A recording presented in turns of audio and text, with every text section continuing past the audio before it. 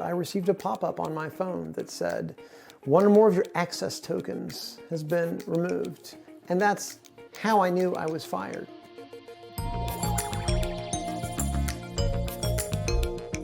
My name is Melissa Engel, and I'm a former senior data scientist at Twitter. I worked in content moderation. I wrote and reviewed algorithms that would scan Twitter to search for tweets that violated our terms of service. I specifically was looking for political misinformation.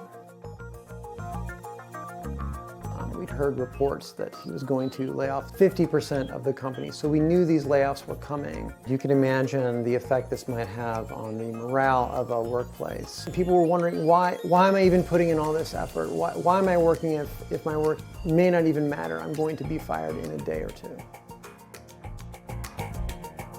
I was not laid off in the very first round. I had a week of not knowing whether or not I was going to be laid off.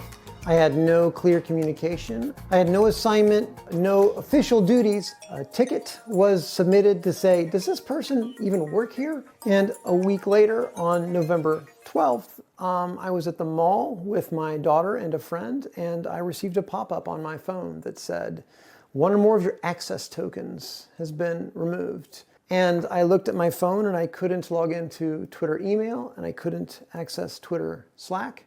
And that's how I knew I was fired.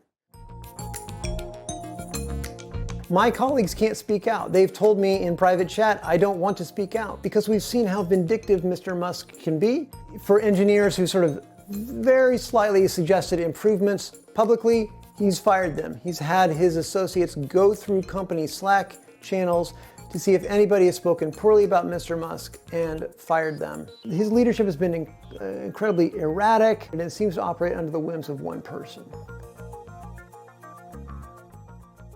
So he advocates for a free speech platform. I think that's all a great thing to strive for, but the issue is that you can't have a pure free speech platform. This has been tried again and again. Gab was one in the United States. We had 4chan, we had 8kun.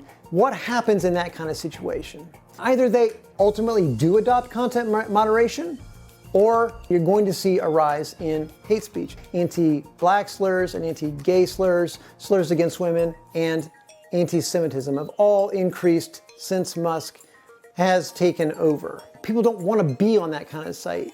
And most crucially for Twitter, whose revenue is 90% ad sales, brands don't want to be associated either with that kind of hate speech.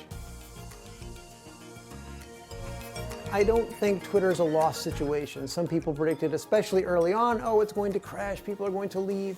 And I think there's a lot that he could do to still save the situation. He's done amazing things at other companies, but I think that is going to mean at some point hiring back on more personnel.